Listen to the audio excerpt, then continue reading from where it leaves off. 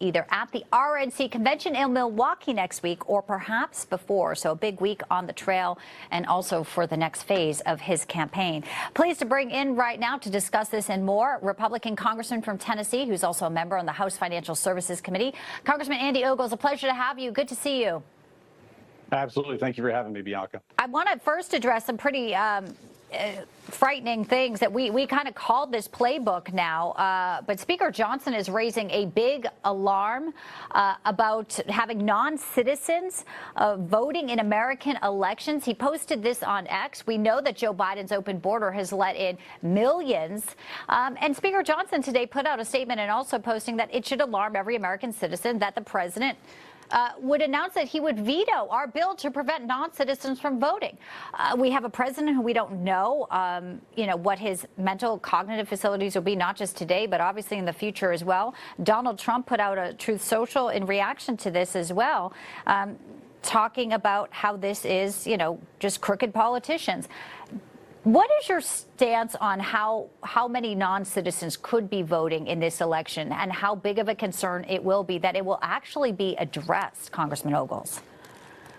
Yeah, I mean, I think when you look at the southern border, you've got mayors of blue cities, Democrat-run cities like Chicago, like New York, begging the White House to please close the border. So why would they ignore their own individuals, their own leaders within their party? That's because Joe Biden, his administration, is intentionally flooding this country with illegals so they can register them to vote. This is an effort to try to steal the White House, to steal elections. And then when you fast forward to the census that happens every 10 years, they count every individual in a respective state, not just citizens, every individual. So now they're backfilling California, a state that is losing population. They're flooding California with illegals so that they don't lose House seats. They're flooding New York with illegals so they don't lose House seats. And so this is very intentional. Quite frankly, it's criminal on the part of Joe Biden in the White House, and it's got to be stopped, which is why we'll be voting on the SAVE Act. Yes, the SAVE Act. Again, they say that it may be vetoed by the president, and obviously election integrity, making sure that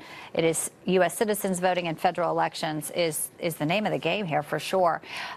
When we came on, we talked about Trump's rally tonight, and we know that he will be announcing his vice presidential pick in the next few days. Senator Rubio will be there. There's also a couple of contenders in the past few days seem to be looking like more potential. Governor Doug Burgum or Senator J.D. Vance. What's your thought on who would make the best vice presidential pick, and how much of Joe Biden's issues right now do you think should weigh in on Trump's decision? Well, I think it's obvious that when you look at the Republican Party right now, we have so much talent. The President Trump has literally a kind of an embarrassment of riches that there's so many great choices to be vice president.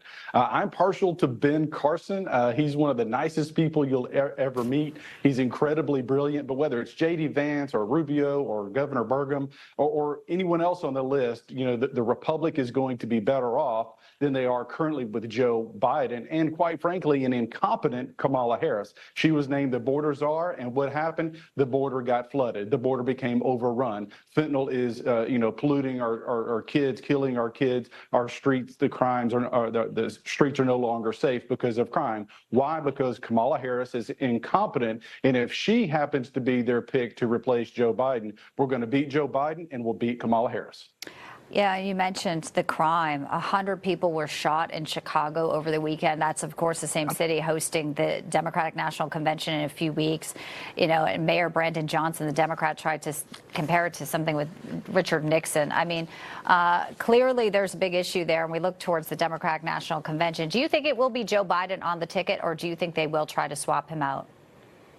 Well, I think that his debate performance, I think they put him out there intentionally to let him fail because they couldn't just take him off of the ballot. So now what they have to do is sell it to their donors, their voters, the Democratic Party establishment that, hey, we've got to replace this guy. And why? Because they know he's going to lose. They know he can't win. And so the question is will the electorate, will their donors allow Kamala Harris? Look, the best candidate that the Democrats have is Michelle Obama. It doesn't doesn't appear that she's interested in doing it. So their fallback is going to be Kamala Harris. And again, she barely can string two sentences together without being incoherent. She's as bad off as the president for different reasons. But again, her polling numbers are atrocious. I think Donald Trump wins regardless, whomever they put forward. Well, obviously, we're watching Biden today and then Donald Trump later this evening in Florida. Congressman Andy Ogles, great to have you in today. Thank you. As always, thank you.